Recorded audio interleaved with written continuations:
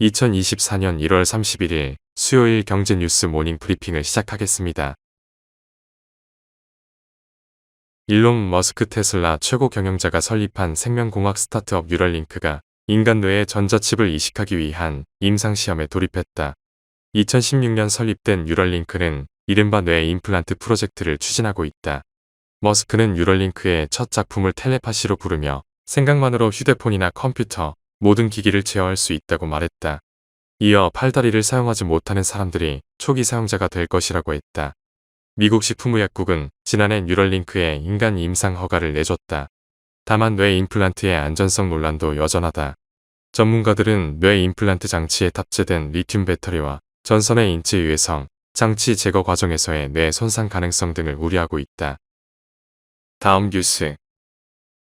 금융당국이 올해 상장사의 기업 가치 향상을 위해 기업 밸류 프로그램을 도입 운영하겠다고 밝히면서 주가 순자산 비율에 1 미만에 놓여있는 종목에 대한 투자자들의 관심이 뜨겁게 달아오르고 있다. 계획에 따르면 PBR 1배 미만 기업을 투자자들이 한눈에 확인 가능하도록 공시할 예정이다. 또한 상장사의 기업가치 개선 계획 공표를 권고하며 기업가치 개선 우수기업 지수 및 상장지수 펀드 도입 등도 담겼다. 이번 PBR 1배 미만 기업에 대한 조치는 일본의 기업 경영 변혁 촉진책을 벤치마크했다는 분석이다. 다음 뉴스. 반도체, 배터리 등 첨단 기술을 둘러싼 미중 갈등의 전선이 바이오 산업으로 확대되고 있다. 미국 정부가 일부 중국 바이오 기업과의 거래를 금지해야 한다는 내용의 법안이 발의되면서다.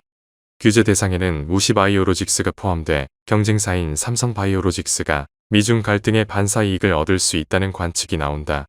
아직 법안이 통과된 것이 아닌 만큼 당장 파장이 크지는 않겠지만 전선이 바이오 산업으로 확대된 만큼 관련 업계는 예의주시하고 있다. 다음 뉴스. 현지 시간 29일 CNBC 등에 따르면 아마존은 로봇 청소기 제조업체인 아이로봇의 인수 계획을 진행하지 않을 것이라고 밝혔다. 아마존과 아이로봇은 보도자료를 통해 거래에 대한 이유의 승인을 받을 수 없다고 인수 무산에 대한 이유를 설명했다. EU 집행위는 성명을 통해 아마존의 시장 지배력이 로봇 청소기 시장의 경쟁을 제한해 소비자들에게 더 높은 가격, 더 낮은 품질, 더 적은 혁신으로 이어질 수 있다고 말했다. 로봇 청소기 룸바로 잘 알려진 아이로봇은 이날 아마존과의 합병 철회와 함께 마진 개선에 집중하고 연구개발에 대한 지출을 줄이는 등 대대적인 구조조정 계획을 발표했다. 또 비용 절감을 위해 아이로봇 전체 인력의 약 31%에 해당하는 350명을 감원한다고 밝혔다. 다음 뉴스. 프랑스 자동차 업체 르노가 산하 전기차 부문 암페어를 분사해 기업 공개한다는 계획을 철회했다. 티에리 피통 르노 최고재무 책임자는 암페어 상장 철회가 갖는 의미에 대해 설명했다. 피통 시포는 이번 결정으로 전기차 부문은 프랑스 르노만 투자하고 일본 동맹인 닛산과 미쓰비시는 전기차 투자에서 발을 빼게 된다는 뜻이라고 말했다. 데메오 CEO는 과감한 구조조정 정책의 일환으로 전기차 기술과 소프트웨어를 담당하는 암페어를 분사해 상장한다는 계획을 세운 바 있다.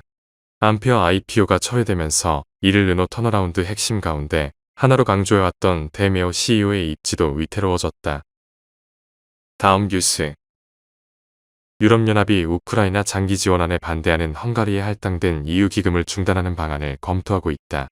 앞서 친러시아 성향의 헝가리는 지난달 EU 27개국 정상회의에서 2024에서 2027년 우크라이나에 대한 총 500억 유로 상당의 장기 지원안에 홀로 반대해 합의를 무산시켰다.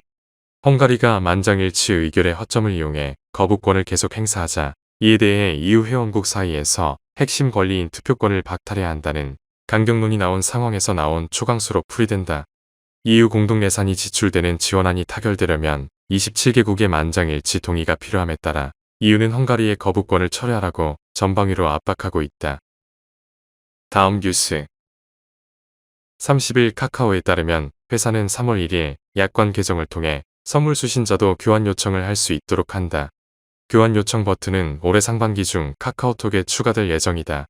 기존에는 선물을 준 사람이 교환을 신청하거나 선물 받은 사람이 고객센터를 통해 교환을 진행해야 했다. 고객 입장에서는 선물을 준 사람에게 교환을 요청하는 것도 부담이다. 이번 약관 개정에 대해 카카오 관계자는 카카오톡 선물하기 이용자 편의성 향상을 위해 선물 수신자의 교환 방식을 다양화한 것이라고 말했다. 다음 뉴스. 하나은행이 고시한 1월 30일 오후 11시 57분 원달러 환율은 1330원입니다. 시청해주셔서 감사합니다. 더 좋은 영상을 위해 구독, 좋아요 부탁드립니다.